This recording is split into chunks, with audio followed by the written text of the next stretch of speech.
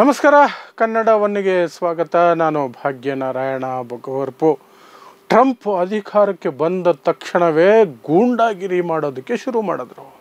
ಪ್ರತಿಯೊಬ್ಬರ ವಿರುದ್ಧ ತಿರುಗಿ ಬೀಳೋದು, ಪ್ರತಿಯೊಬ್ಬರನ್ನು ವೈಟ್ ಹೌಸ್ಗೆ ಕರ್ಕೊಂಡು ಅಲ್ಲೇ ಗೂಂಡಾಗಿರಿ ಮಾಡೋದು, ಅಲ್ಲೇ ಆವಾಜ್ ಹಾಕೋದು, ಅಲ್ಲೇ ಬೆದರಿಕೆ ಹಾಕೋದು ಎಲ್ಲ ಮಾಡೋದು. ಅದರ ಜೊತೆಗೆ ನಿಮ್ಮ ಮೇಲೆ ಟ್ಯಾರಿಫ್ ಹಾಕ್ತೀನಿ, ತೆರಿಗೆ ವಿಧಿಸ್ತೀನಿ, ಅದು ಮಾಡ್ತೀನಿ, ಸ್ಯಾಂಕ್ಷನ್ಸ್ ಹಾಕ್ತೀನಿ, ಏನೇನೋ ಹೇಳಿ ಇಡೀ ಜಗತ್ತನ್ನು ಗೊಂದಲಮಯ ಮಾಡಿ ಭಯಭೀತರನ್ನಾಗಿ ಮಾಡಿ ಏನಾಗ್ತಿದೆ ಪ್ರಪಂಚದಲ್ಲಿ ಅಂತ ಎಲ್ಲ ಮಾರ್ಕೆಟ್ಗಳು, ಶೇರ್ ಮಾರ್ಕೆಟ್ಗಳು ಅಲ್ಲೋಲ ಕಲ್ಲೋಲ ಆಗುವಂತಹ ಪರಿಸ್ಥಿತಿ ನಿರ್ಮಾಣ ಮಾಡಿ ತಾನು ಏನೋ ಮಾಡ್ತಿದ್ದೀನಿ, ನನ್ನನ್ನು ತಡೆಯೋನು ಯಾವನೂ ಇಲ್ಲ ಅಂತ ಮೆರಿತಾ ಇದ್ದಂತಹ ಟ್ರಂಪ್ ಇವತ್ತು ಮೆತ್ತಗಾಗಬೇಕಾಗಿದೆ, ಸೈಲೆಂಟ್ ಆಗಬೇಕಾಗಿದೆ. ಯಾಕೆಂದರೆ ಸ್ವತಃ ಅಮೇರಿಕದ ಶೇರ್ ಮಾರ್ಕೆಟ್ ಕುಸಿದ್ಬಿಡ್ತು. ಯಾಕೆ ಅಂದರೆ ಟ್ರಂಪ್ ಹುಚ್ಚಾಟಕ್ಕೆ ಅಲ್ಲಿಯೂ ಸಹ ಗೊಂದಲ ಉಂಟಾಗಿದೆ. ನಿನ್ನೆ ತಾನೇ ಘೋಷಣೆ ಮಾಡಿದ್ರು ಟ್ರಂಪು, ಏನಂತ? ಕೆನಡಾ, ಮೆಕ್ಸಿಕೋ ಇತ್ಯಾದಿ ದೇಶಗಳ ಮೇಲೆ ತೆರಿಗೆ, ದೊಡ್ಡ ಮಟ್ಟದಲ್ಲಿ ತೆರಿಗೆ, 25% ಟ್ಯಾರಿಫ್ ಅನುಭವಿಸ್ರಿ ನೀವು ಅಂತ. ಇವತ್ತು ಹೇಳ್ತಾರೆ ಇಲ್ಲ ಇನ್ನೊಂದು ತಿಂಗಳವರೆಗೆ ಅದನ್ನು ತಡೆ ಹಿಡಿದಿದ್ದೀವಿ. ಯಾಕೆ ಅಂದರೆ ಸ್ವತಃ ಅಮೇರಿಕದ ಶೇರ್ ಮಾರ್ಕೆಟೇ ಕುಸಿತಾ ಇದೆ. ಪ್ಲಸ್ ಅಮೇರಿಕದ ಜನ ಚೀತು ಅಂತ ಉಗಿಯೋದಕ್ಕೆ ಶುರು ಮಾಡಿದ್ದಾರೆ, ಇನ್ಕ್ಲೂಡಿಂಗ್ ಮೀಡಿಯಾ. ಅಲ್ಲಿ ಗೋಧಿ ಮಾಧ್ಯಮ ಇಲ್ಲ, ಅಧಿಕಾರಶಾಹಿಗಳ ಬೂಟು ನೆಕ್ಕುವ ಮಾಧ್ಯಮ ಅಲ್ಲಿಲ್ಲ. ಪ್ರೆಸಿಡೆಂಟ್ನು ಸಹ ತಿರುಗು ಬಿದ್ದು ನಡು ರಸ್ತೆಯಲ್ಲಿ ನಿಲ್ಲಿಸ್ಕೊಂಡು ಪ್ರಶ್ನೆ ಕೇಳ್ತಾರೆ ಪತ್ರಕರ್ತರು. ಅವರಿಗೆ ಧೈರ್ಯ ಇದೆ. ಇಲ್ಲಿನ ಪತ್ರಕರ್ತರ ಹಾಗೆ ಹೇಡಿಗಳಲ್ಲ ಅವರು.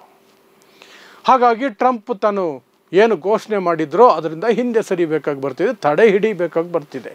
ಹಾಗಾದರೆ ಯಾರೆಲ್ಲ ಏನೆಲ್ಲ ಬೆದರಿಕೆ ಆಯಿತು, ಏನೆಲ್ಲ ಆಯಿತು ಅಂತ ನೋಡೋದಾದರೆ, ಮೊದಲಿಗೆ ಚೀನಾ ಏನು ಮಾಡ್ತು? ಚೀನಾ ಮೇಲೆ ನಾವು ದೊಡ್ಡ ಮಟ್ಟದಲ್ಲಿ ತೆರಿಗೆ ಹಾಕ್ತೀವಿ, ಚೀನಾ ಮತ್ತು ಭಾರತಕ್ಕೆ ಸೇರಿಸಿ ಹೇಳಿದ್ದು ಟ್ರಂಪು. ಅದಕ್ಕೆ ಚೀನಾ ಉತ್ತರ ಕೊಡ್ತು. ಏನು ಉತ್ತರ ಕೊಡ್ತು? ನೀವು ಟ್ಯಾರಿಫ್ ಯುದ್ಧಕ್ಕಾದರೂ ನಾವು ರೆಡಿ, ಇನ್ನು ಯಾವುದೇ ರೀತಿಯ ಯುದ್ಧಕ್ಕಾದರೂ ನಾವು ರೆಡಿ ಇದ್ದೀವಿ, ಕಮಾನ್ ಲೆಟ್ ಸ್ಟಾರ್ಟ್ ಅಂತ ವಾರ್ನಿಂಗ್ ಕೊಡ್ತು. ಅಲ್ಲಿಗೆ ಟ್ರಂಪ್ಗೆ ಸ್ವಲ್ಪ ಧೈರ್ಯ ಕುಸಿತು. ಆದರೆ ಭಾರತದ ಕಡೆಯಿಂದ ಯಾವ ಮಾತು ಬರಲಿಲ್ಲ ಬಿಡಿ. ಅಲ್ಲೆಲ್ಲೋ ಅಮೇರಿಕಾದಲ್ಲಿ ಕೂತ್ಕೊಂಡು ಟ್ರಂಪ್ ಬೆದರಿಸಿದ್ರೆ ಇಲ್ಲಿಂದ ಪ್ರತಿಕ್ರಿಯೆ ಬರುತ್ತಾ? ಭಾರತದಿಂದ ಸಾಧ್ಯನೇ ಇಲ್ಲ. ಯಾಕಂದರೆ ಟ್ರಂಪು ಮೋದಿಯನ್ನು ಪಕ್ಕದಲ್ಲೇ ಕೂರಿಸ್ಕೊಂಡು ಭಾರತಕ್ಕೆ ಇಂಡಿಯಾ ಈಸ್ ಟ್ಯಾರಿಫ್ ಕಿಂಗ್ ಅಂತ ಹೇಳ್ತಿರ್ಬೇಕಾದ್ರೆ, ಇಂಡಿಯಾ ಮೇಲೆ ನಾನು ಅವರಷ್ಟೇ ಟ್ಯಾಕ್ಸನ್ನು ಹಾಕ್ತೀನಿ, 100% ಟ್ಯಾರಿಫ್ ಹಾಕ್ತೀನಿ ಅಂತ ಬೆದರಿಕೆ ಹಾಕ್ತಿರ್ಬೇಕಾದ್ರೆ, ಬ್ರಿಕ್ಸ್ ದೇಶಗಳು, ಭಾರತವು ಇರುವಂತಹ ಬ್ರಿಕ್ಸ್ ದೇಶಗಳು ನನ್ನ ಹತ್ರ ಬಂದು ಬೇಡ್ಕೋಬೇಕು, ಹಂಗೆ ಮಾಡಿಬಿಡ್ತೀನಿ ಅಂತ ಬೆದರಿಕೆ ಹಾಕ್ತಿರ್ಬೇಕಾದ್ರೆ ನರೇಂದ್ರ ಮೋದಿ ಸೈಲೆಂಟಾಗಿ ಕೂತಿದ್ರು. ಚೀನಾ ಏನು ಮಾಡ್ತು? ನೀವು ಟ್ಯಾರಿಫ್ ಯುದ್ಧ ಅಲ್ಲ, ಅದು ಯಾವ ಯುದ್ಧಕ್ಕೆ ಕರಿತೀರೋ ಕರೀರಿ, ನಾವು ಬರೋಕ್ಕೆ ಸಿದ್ಧವಾಗಿದ್ದೀವಿ, ನಾವು ಹಿಂಜರಿಯೋ ಮಾತೇ ಇಲ್ಲ ಅಂತ ಹೇಳ್ತು. ಕೆನಡಾ ಹೇಳ್ತು, ಸರಿ ನೀವು ಹಾಕಿ, ನಾವು ಮಾಡ್ತೀವಿ, ನಾವು ಟ್ಯಾರಿಫ್ ಹಾಕ್ತೀವಿ ನಿಮ್ಮ ಪ್ರಾಡಕ್ಟ್ಸ್ ಮೇಲೆ ಅಂತ. ಆ ಕಡೆ ಝೆಲೆನ್ಸ್ಕಿನ ವೈಟ್ ಹೌಸ್ ಕರೆಸ್ಕೊಂಡು, ಯುದ್ಧ ಪೀಡಿತ ದೇಶದ ಅಧ್ಯಕ್ಷ ನೀನು, ನಿನ್ನ ಹತ್ರ ಯಾವ ಶಕ್ತಿನೂ ಇಲ್ಲ, ನಾವು ಹೇಳ್ದಂಗೆ ಕೇಳಬೇಕು, ನಿನ್ನ ಖನಿಜಗಳಲ್ಲಿ 50% ನಮಗೆ ಬರ್ಕೊಡಬೇಕು, ಹಾಗೆ ಹೀಗೆ ಅಂತ ಬೆದರಿಸೋ ಪ್ರಯತ್ನ ಮಾಡಿದಾಗ ಟ್ರಂಪು ಆ ಪುಟ್ಟ ರಾಷ್ಟ್ರದ ಯುದ್ಧ ಪೀಡಿತ, ಸಂಪೂರ್ಣವಾಗಿ ನಾಶ ಆಗಿರುವಂತಹ ರಾಷ್ಟ್ರದ ಝೆಲೆನ್ಸ್ಕಿ ಅಧ್ಯಕ್ಷ ತಿರುಗಿ ಬೀಳ್ತಾರೆ. ಟ್ರಂಪ್ಗೆ ಲೈವಲ್ಲೇ ವಾರ್ನ್ ಮಾಡೋ ರೀತಿಯಲ್ಲಿ ಮಾತಾಡ್ತಾರೆ, ಅವರ ಮಾತಿಗೆ ಎದುರುತ್ತರ ಕೊಡ್ತಾರೆ. ಮತ್ತೆ ಹೇಳ್ತಾ ಇದ್ದೀನಿ, ನರೇಂದ್ರ ಮೋದಿಯವರು ಅಂತಹದ್ದೇ ಸನ್ನಿವೇಶದಲ್ಲಿದ್ದರು, ಸೈಲೆಂಟ್ ಆಗಿದ್ದರು. ಫ್ರಾನ್ಸ್ನ ಅಧ್ಯಕ್ಷ ಮ್ಯಾಕ್ರಾನ್ ಹೋಗಿದ್ದರು ವೈಟ್ ಹೌಸ್ಗೆ, ಅವ್ರ ಹತ್ರನೂ ಜಗಳ ಟ್ರಂಪು. ಮ್ಯಾಕ್ರಾನು ತಿರುಗಿ ಬೀಳೋದು ಅಂದರೆ ಆ ಮಟ್ಟಕ್ಕೆ ತಿರುಗಿ ಬಿದ್ದಿತ್ತು.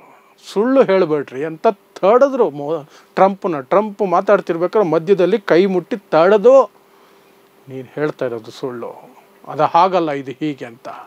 UK ಪ್ರೈಮ್ ಮಿನಿಸ್ಟರ್ ಹೋದಾಗಲೂ ಅದೇ ನಾಟಕ ಮಾಡೋಕ್ಕೋಗಿ ಟ್ರಂಪ್ ಮುಖ ಭಂಗ ಆಯಿತು.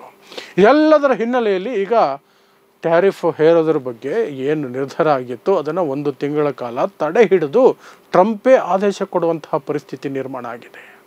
ಈ ಕಡೆ ಚೈನಾ ಹೇಳುತ್ತೆ, ಯಾವ ರೀತಿ ಯುದ್ಧಕ್ಕಾದರೂ ನಾವು ರೆಡಿ.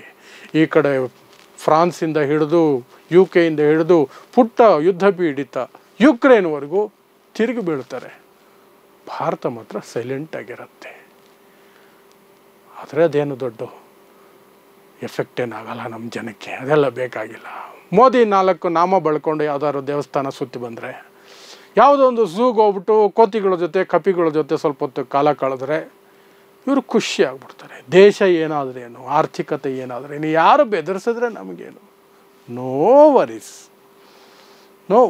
ಆದರೆ ಅವರ ಬೆದರಿಕೆಗಳ ಸಹಾಯದಿಂದ ಭಾರತಕ್ಕೂ ಸಹ ಟ್ಯಾರಿಫ್ಗಳು ಆ ಮಟ್ಟಕ್ಕೆ ಬೀಳಲ್ಲ ಅನ್ನುವಂಥ ಒಂದು ಭರವಸೆ ಇವತ್ತು ಸಿಕ್ಕಿದೆ. ಯಾಕಂದರೆ ಬೇರೆ ದೇಶಗಳು ಎಲ್ಲದರಿಂದ ಹೆದರ್ತಿರ್ಬೇಕಾದ್ರೆ ಟ್ರಂಪ್, ಹೆದರೋದಕ್ಕೆ ಆರಂಭಿಸಿರ್ಬೇಕಾದ್ರೆ ಟ್ರಂಪು ಭಾರತಕ್ಕೆ ಮಾತ್ರ ಕೊಡೋದು ಇಂಜೆಕ್ಷನು ಕಷ್ಟ, ಭಾರತಕ್ಕೆ ಮಾತ್ರ ಕೊಡೋದು ಕಷ್ಟ ಆಗುತ್ತೆ ಟ್ರಂಪ್ಗೆ.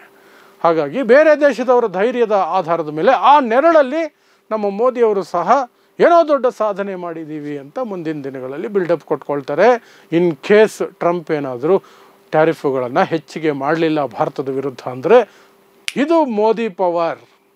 ನೋಡ್ರಿ, ಮೋದಿ ಕೊಟ್ಟಿದ್ದ ಏಟಿಗೆ ಟ್ರಂಪ್ ತತ್ತರಿಸಿ ಹೋಗಿ ಎಲ್ಲ ಟ್ಯಾರಿಫ್ಗಳನ್ನು ಇದ್ದಷ್ಟೇ ಇಟ್ಕೊಂಡಿದ್ದಾರೆ ಅಂತ ಇಲ್ಲಿ ಸುದ್ದಿ ಮಾಡಿ ಬೂಟ್ ನೆಕ್ಕೋ ಕೆಲಸ ಇಲ್ಲಿನ ಮಾಧ್ಯಮಗಳು ಮಾಡ್ತವೆ.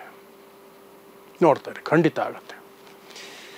ನೋಡ್ತಾ ಇರಿ ಸಮಾಜಕ್ಕಾಗಿ ಕನ್ನಡ 1 ನ್ಯೂಸ್. ನಮಸ್ಕಾರ.